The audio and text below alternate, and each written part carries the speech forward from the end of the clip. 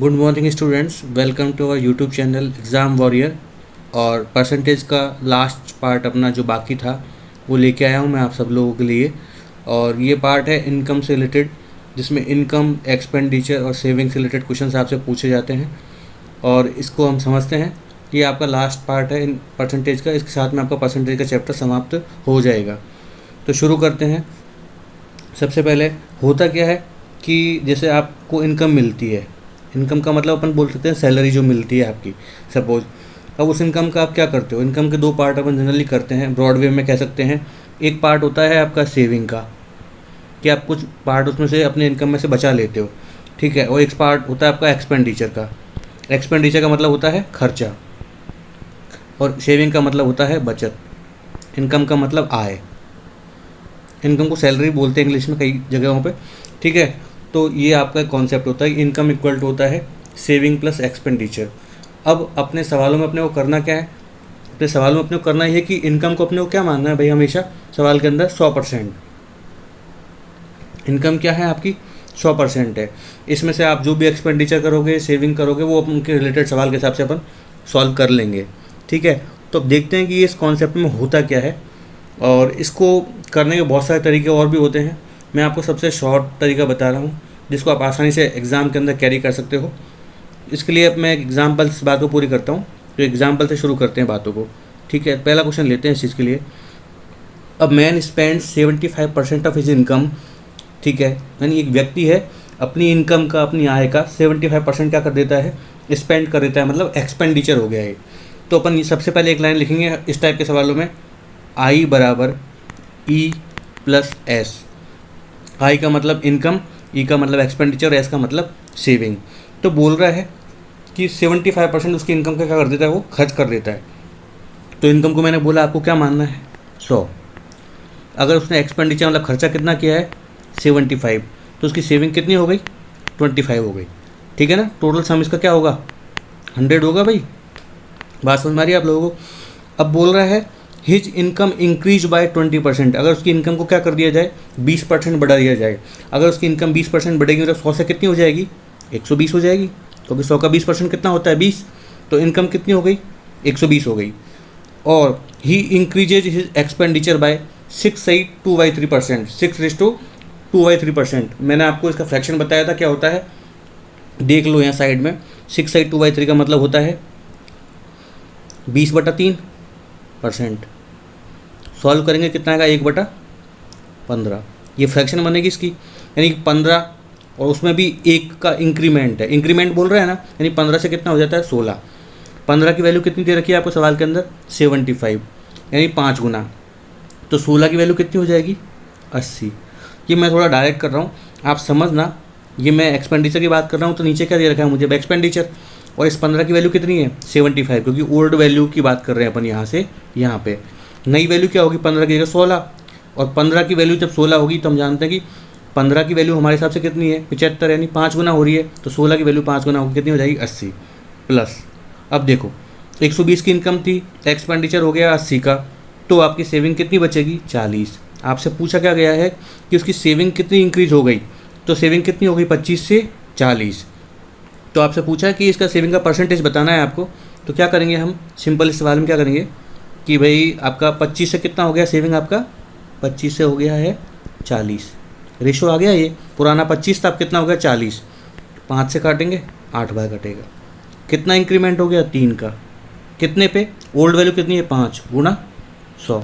अगर कैलकुलेशन करेंगे तो 20 बार कटेगा ये, यानी 60% इंक्रीमेंट हो गया उसकी किसमें? सेविंग के अंदर। एक बार रिपीट करके फिर से समझना सवाल को, समझ पाओगे, ठीक है। अगर समझ नहीं आया तो प्लीज़ कमेंट सेक्शन में कमेंट जरूर कर देना। अगला सवाल देखते हैं इसी बेसिस पे। अगला सवाल है अ मैन स्पेंड्स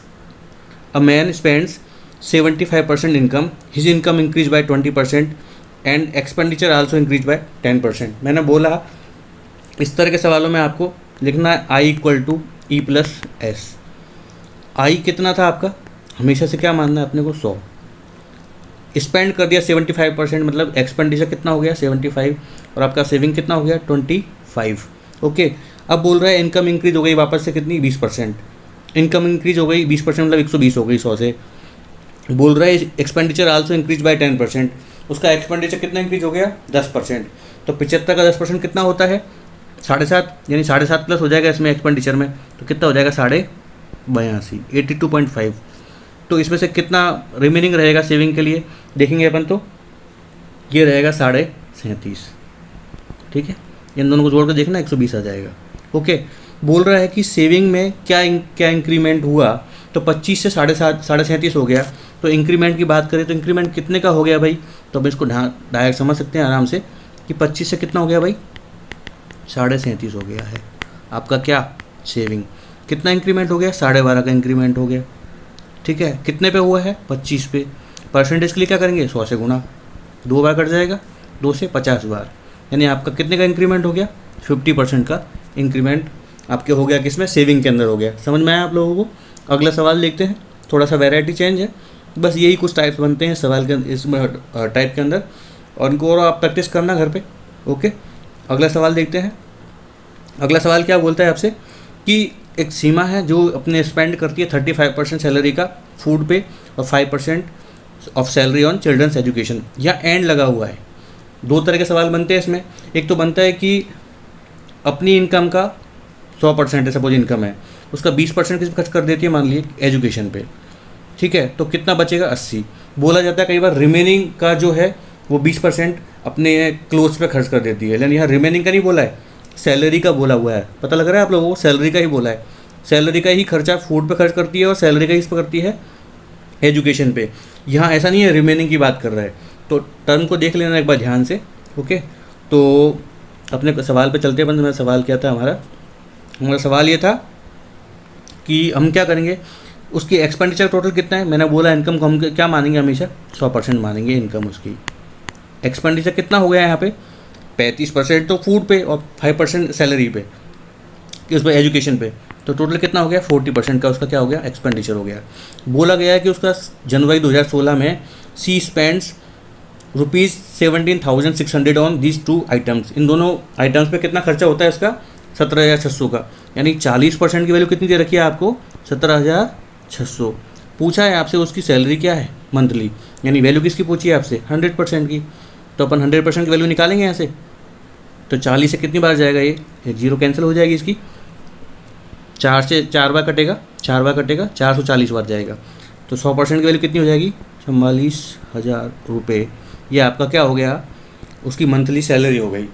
तो काफ़ी शॉर्ट वीडियो बनाया है क्योंकि आप लोग शायद देखने में बहुत कोताही बरतते हैं और आपको शायद देखने में इंटरेस्ट नहीं आता, इसलिए मैं चाहता हूँ छोटे वीडियोज़ में आपको ज़्यादा दे सकूँ। ओके, और इस चैप्टर का समाप्त यही होता है। आप परसेंटेज की प्रैक्टिस करना अच्छे से, और प्लीज़ टेलीग्राम चैनल पे मुझे फॉलो करना मत भूलना, ताकि वहाँ आपको मैं क्वेश्चन की प्रैक्टिस के लिए PDF वगैरह दे सकूँ, ताकि आप घर पे बैठ के प्रैक्टिस कर सकें। और जल्दी अपन नेक्स्ट टॉपिक के साथ मिलते हैं, तब तक के लिए बाय, थैंक यू।